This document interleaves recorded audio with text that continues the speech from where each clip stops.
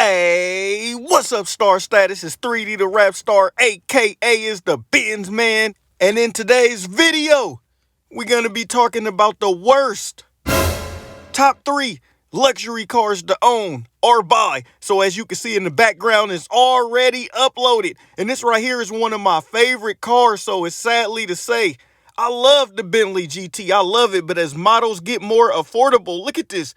45K. I mean, that's still pretty high to be like a over 20-year-old car by now. But if you just go ahead and look at the pictures and look at it, it looks gorgeous. So don't be deceived. I'm telling you this because I've been looking at them and I've been wanting one. Like, we all like the Bentley GT. I think like a lot of us that like the S Coupe, the CL, can agree that the Bentley GT in a certain kind of way is an upgrade.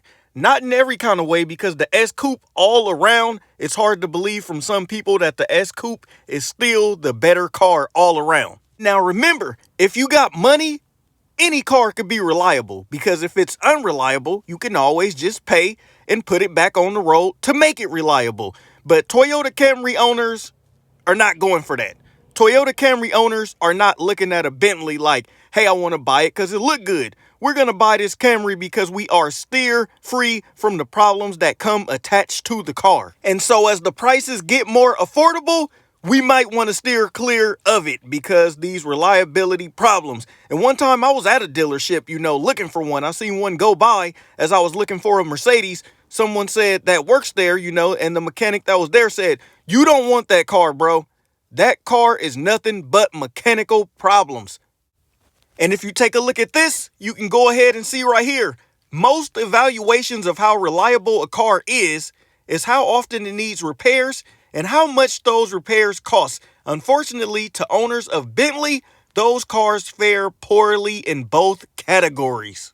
And all right now, so what are the common problems of the Bentley? A big one is the air suspension problems. The same thing that was going on for the CL for years is going on with the Bentley. The air-matic struts, or whatever they call it in Volkswagen, the air leaks, and you have suspension problems that will cost you anywhere from $4K and upward. So if you don't got $4K ready and you can't get a warranty on this car, that alone, it might be one of the reasons to avoid the car. You can be driving it and a week later, your air suspension go out and you're looking at a $4 to $8K bill. Like, I think one strut on one side is $1,000.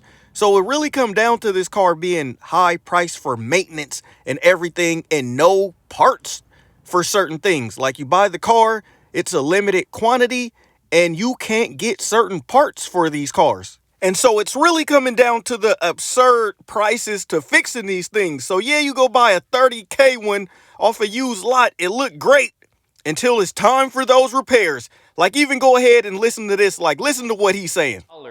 The car overall is in great shape. It's just the control arms, which again is 10 years old. It's been driven a bunch. So we knew it wouldn't be perfect. The only issue here is, compared to a Honda Accord, it costed a lot of money to do 1 to 2 basic repairs. That's the Bentley life. That's why we're not going to be in the Bentley life forever unless I start making more videos and you guys keep supporting like you have been. Appreciate you. I'd say. All right, now support bro so he could keep that Bentley. Let's go to another one. Apparently the situation here is this was the last year that they used that company to make that motor. And all right, so what is going on here is he is trying his hardest to explain how the companies changed which parts they use on the car. So even when he order a new part, it's not the correct part. And when you get the part, you can be out 6 months, 7 months, 8 months to a year. And if you move up to a 2013, they go to a different company, a different make, and it even looks different. It doesn't even look like that anymore. The company that made those motors went out of business. They don't even exist anymore, guys. So that's another thing on reliability. It's not always about, can it just stay on the road? When you need the parts, can you get the parts? So that's another thing that goes into reliability that people don't understand, that may say, the car is reliable. Mine's 2 years running, nothing happened.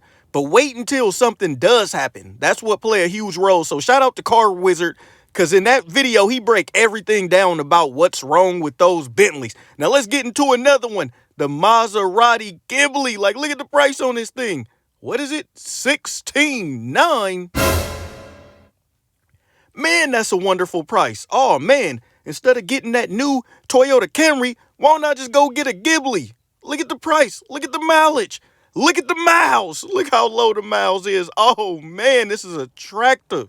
It got me even not talking right. It looks attractive. The car looks great. It has a Ferrari engine. Some of my bros used to have this car. It is a great car. It is a great looking car. It is probably one of the best sounding cars that you can get on the road. When it come by, your head will turn, you'll hear the pipes, pop, pop, pop, brrr, luxury sound. Excuse me, it's not gonna pop, but it's gonna have that nice luxury exotic sound. It does.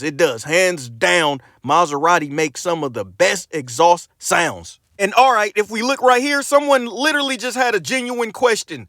A Maserati has always been one of my favorite dream cars. You know, to sum it up, should they buy the car? The first one, I definitely wouldn't really call the Ghibli a sports car. That's true. It's not really a sports car. It's fairly quick. Okay, yeah, all that is true. But the real detractor here is that they are not reliable and they are very cheaply made for how much they cost. They literally share window switches and screens as well as other parts from a Chrysler minivan. So that is true. So I'm not just going off opinion based. I don't care what someone literally writes about a car. It's more so, what is everyone saying? You know, sometimes you can even go to used car dealers that have plenty of cars in their lot. And if they know you got some real serious money, they'll keep it real with you if you ask for your opinion. Let's say you're going in there, let's say, hey, I've been looking at this Maserati such and such, and I've been looking at this Mercedes such and such, and I've been looking at this Honda such and such. So they're going to tell you off the bat, especially if they know your plans are to buy a car, they will tell you the Honda is your best option if you want reliability. You really got to do nothing with the car. Maintenance cost is low. Parts are easy to get. And here is another one. Yes, they are terrible. Trust me from experience. You know, my father purchased one years ago, and he loved it for the first few months. But then trim pieces started to fall off the car. You know, long story short, there was one thing good about it, though, and that's the engine. A Ferrari developed 3.0 liter. So, see, they're keeping it real because they'll still tell you the good thing about it was this. The good thing about it was that. But reliability, no. And you often can't believe what people say. Even like for me, I'm not telling you just flat out don't go get these cars. You can go buy one and have a good experience with the car. So always be your own judge, but it's always people out there that's like, I told you so. And with these cars on the list, they are kind of I told you so. Because if we look over here, look at their predicted reliability. It almost is that a 5 or a 4? I can't tell if that's half the bars or even lower than that. But anyway, the Maserati Ghibli as well as the Bentley GT so far are some of the cars that you should steer clear from because they don't have enough parts made for these cars. I mean, they do, but you're going to be waiting for them. Sometimes the manufacturer can't get these parts due to they don't make these parts anymore. The cars come in like a limited quality. And right here, they're talking about how Maserati get a lot of hate on the internet, and it does. But even Doug DeMuro, you know, kept it real about the car. He don't have no reason to hate on it. But even right here, it say first, Maserati has consistently ranked poorly in reliability rating, scoring 40th out of 40th places in the reliability index rating since 2016. And all right, so the last one on this list is going to be the BMW 7 Series. Now, I'm not in particular talking about the newer ones. It's more so looking out if you got a little cash, but you're still like, I need the big body BMW. Give me the limo looking one. I want the 7 Series. I want that luxury feel. You may want to stand clear from the earlier models like the 2000 up to like 2012 or something like that, as they were horrible on reliability. You can even see stories here. Like, as you can see, I absolutely love them, but they are not reliable at all. Not saying you should avoid them, but be prepared. Like, that's what I'm saying also. With all these cars, I'm not saying just don't buy them. Just be prepared in what you're getting. These are like some of the 3 top worst luxury cars that you can buy when it comes to just having the car stay on the road. And that was funny. Someone said right there, laugh out loud, if you don't mind spending $5K to $7K a year, then that's definitely your car. I mean, that's not a lot of money to some people. And I think it more comes down to how much your car go to the shop or you're willing for it to go to the shop for silly repairs. Like I mentioned earlier, that's what makes it reliability. Are those parts available? Are there universal parts for, in particular, what breaks down on that model car? So here it is right here. Even if you look at it, the early 2000s BMW 7 Series. Ooh, a rough patch. The early 2000s were a particular troublesome time for the BMW 7 Series. The 2002 and the 2003 models in particular had a host of issues that many owners were regretting their purchase. So that does not sound good. It plagued them with a lot of issues that made them question their purchase. You don't ever want to buy a car and question, is this the right car? Should I have bought this car? Now remember, no car is a bad car. They make it for a reason, for you to go out and enjoy these cars. You often have to get one on your own. They often used to tell me that the CL was unreliable until I made the purchase myself, and I can agree to an extent, know what they're talking about. I have multiple problems with that car, and it's all documented on my channel for you to see, from air suspension to crazy random repairs.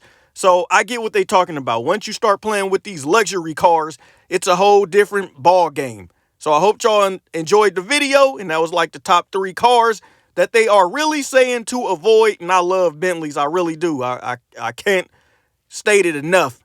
But signing off, Benz Man.